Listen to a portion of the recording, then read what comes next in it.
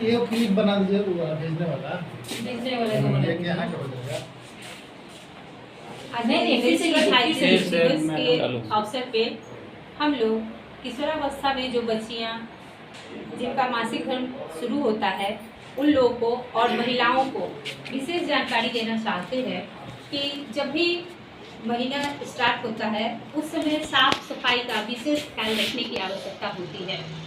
Hygiene का अर्थ स्वच्छता होता है, क्लीनलीनेस। और इस समय ऐसे समय में हम लोगों को बहुत सारे गांव ग्रामीण इलाके में देखा जाता है कि वे कपड़े का प्रयोग करती हैं, जिन पर ध्यान रखना होगा। हम लोग उन लोगों को जानकारी देना होगा कि उस समय कपड़ों का प्रयोग नहीं करके पैड का इस्तेमाल करें, क्योंकि कपड़े के द्वारा बहुत सारा इन्फेक्शन उस जगह पे हो सकता है।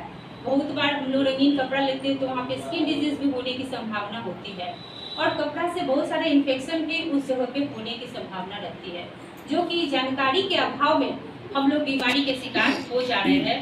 तो हमेशा मासिक धर्म जब भी आए तो हमें पैड का इस्तेमाल करना है। इस बात की जानकारी हम लोग को अपने संपर्क में आने वाले सारी बच्चियों और महिलाओं को देना है।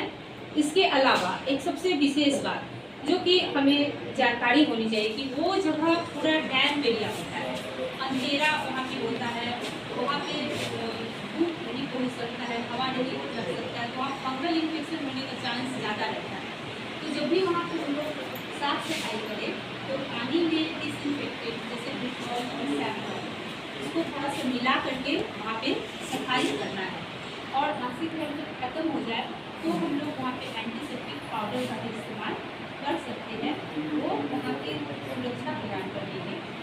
इसके अलावा हम लोग ऐसा जानते हैं कि जहाँ पर जब महिलाओं को लंबे समय तक जब महीना होते रहता है, जैसे कि महीना छूटने के समय मेनोपॉज के समय में बहुत दिनों तक महीना हो रहा है, तो ऐसे ज़्यादा दिन तक महीना होने पर वहाँ पे इन्फेक्शन ज़्यादा होने की संभावना है। तो पैड को हर 4 से 6 घंटे के अंदर बदलते रहना है, चाहे उसमें ब्लड ज़्यादा लगे या कम, लेकिन 4 से 6 घंटे के अंतराल पे उसको बदलते रहना है।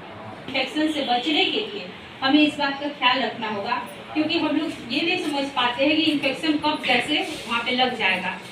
सुनने में आया हम लोग को लिकोडिया भी एक प्रकार का इन्फेक्शन ही है, जो कि धात हम लोग कहते हैं, धात की बीमारी जो लगती है वो भी एक प्रकार का इन्फेक्शन है।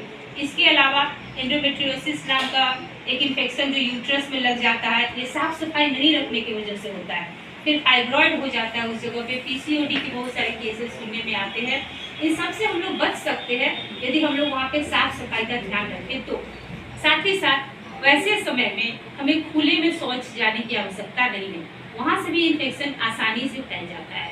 इसके अलावा कहीं भी सार्वजनिक शौचालय का भी प्रयोग नहीं करना है।